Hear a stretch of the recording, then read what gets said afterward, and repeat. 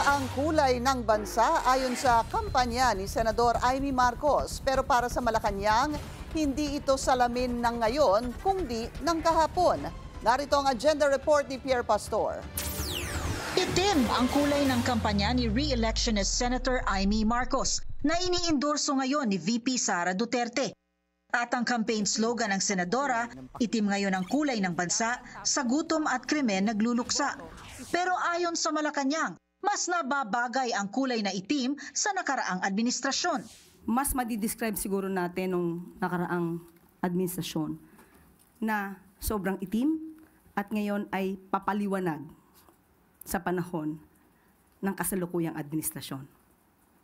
Hindi man ganun pakaputi, pero patungo na doon. Dagdag ni Yusek Castro, bumaba na ang insidente ng poverty sa bansa. Base sa isang pag-aaral, sinisi rin niya ang administrasyong Duterte sa malaking bayaring utang ng Pilipinas.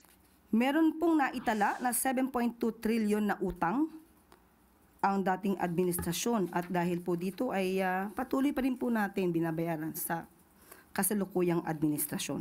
Pinabulaanan din ng palasyo ang umunoy paglala ng krimen sa bansa. Tandaan po natin na meron din po na pinalabas na statistics at ito'y inayunan na rin po ng matagal ni Senate President Chis Escudero na sa panahon po ngayon ay mas mababa po ang crime rate as compared po sa nakaraang administrasyon. Sinabi rin ni Yusek Castro na ang detalye patungkol sa pagiging bahagi ni Senador Amy Marcos sa Alyansa para sa Bagong Pilipinas ay marapat na itanong na lang sa campaign manager na si Congressman Toby Tiangco. Pero nilinaw niyang hindi sinasang-ayunan ni Pangulong Bongbong Marcos ang negatibong pangangampanya, lalong-lalo na kung ito ay base sa fake news.